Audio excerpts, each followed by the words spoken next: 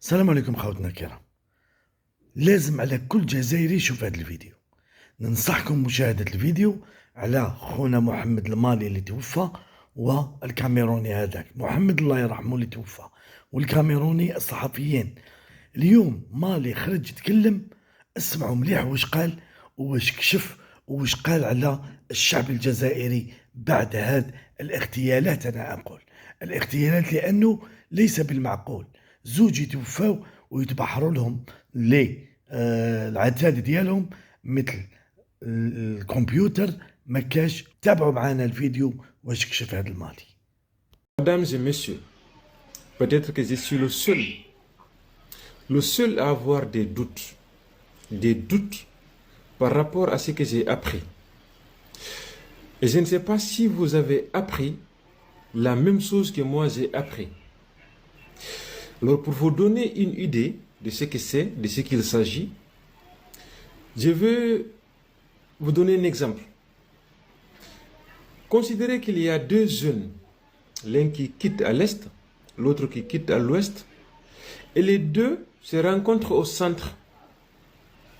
Et les deux critiquent ouvertement du pourquoi ils se sont rencontrés au centre. Et 2-3 jours après, on retrouve les deux morts. Alors, je parle du Maroc. Je parle de la CAN 2025-2026 organisée au Maroc. Il y a deux journalistes, l'un qui s'appelle Mohamed Soumaré, l'autre qui s'appelle Audrey. Audrey vient du Cameroun et l'autre vient du Mali. Les deux se sont rencontrés effectivement au Maroc pour couvrir la CAN. Ce sont des journalistes sportifs. Les deux ont clairement critiqué la CAN au Maroc, et plus exactement l'arbitrage. Ils ont critiqué les arbitres qui sont à la VAR et les arbitres qui sont au stade, et aussi l'arbitre central, principal. Les deux ont ça en commun, mais pas que, parce que les deux ont été retrouvés morts dans leurs hôtels respectifs. Ils ont aussi ces points communs. Mais ils ont aussi un autre point commun, parce que les deux, retrouvés morts dans leurs hôtels, les caméras ne fonctionnaient pas comme par hasard. Et ils ont aussi un autre point commun, parce que les deux, ayant un matériel pour travailler, on ne retrouve pas leur matériel de travail. Les deux ont tous ces points en commun. Les deux, jusqu'à maintenant, aucune enquête officielle n'a été déclenchée pour élucider les circonstances qui entourent leur mort.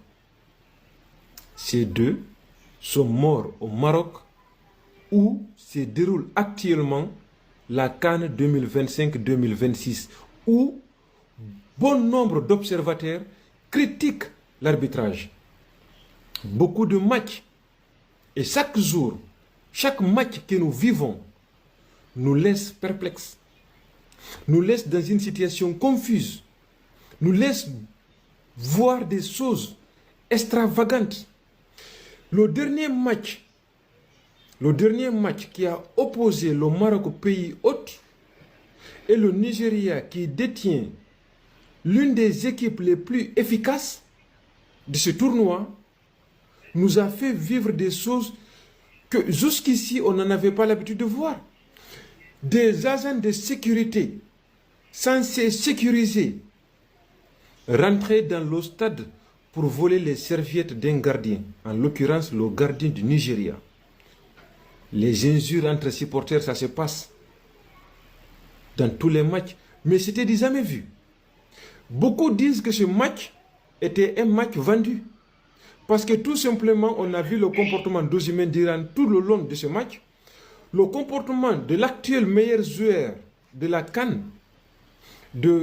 en l'occurrence Lookman, et tant d'autres joueurs qui ne faisaient pas d'efforts pour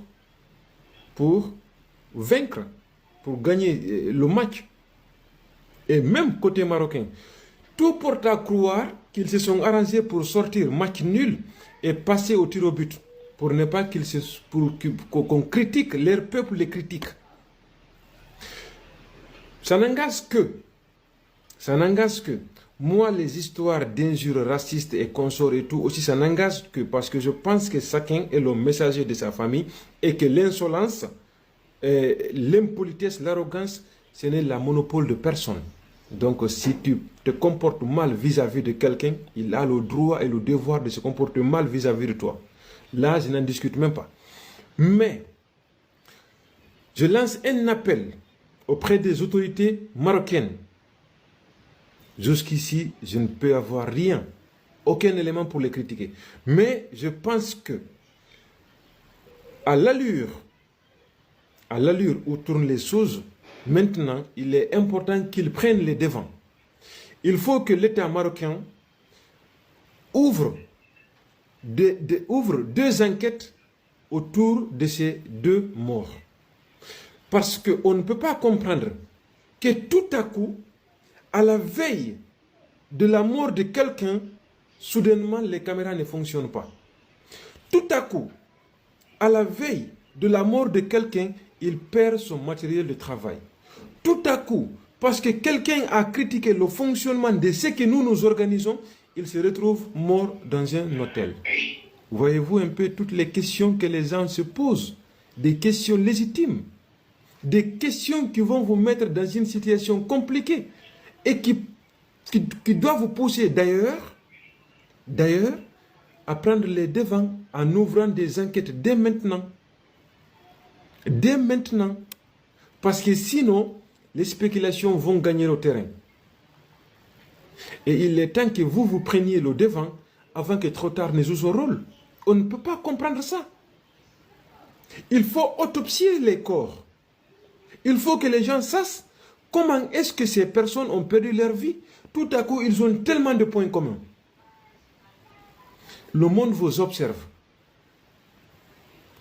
Vive l'Algérie. L'Algérie avait raison. Les Algériens avaient raison. Ils avaient raison. Et ils ont tout dit. C'est nous qui n'avons pas écouté. C'est-à-dire, les peuples algériens, eux, ils en ont vision de ce monde. Et s'il dit quelque chose tôt ou tard, on va venir dessus. Eux, ils en ont raison. Les Algériens avaient tout prédit.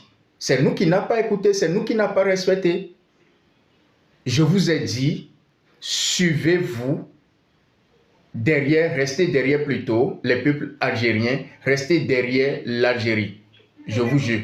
Eux, c'est-à-dire, eux, ils détiennent le monde. Ils comprennent ce qui se passe dans le monde. Ils en ont la clé de ce monde. Et moi, je vous suis, les Algériens. Et je suis derrière vous à 100%. N'oubliez pas de partager la vidéo, de s'abonner et donner votre avis dans les commentaires. Merci. Ciao.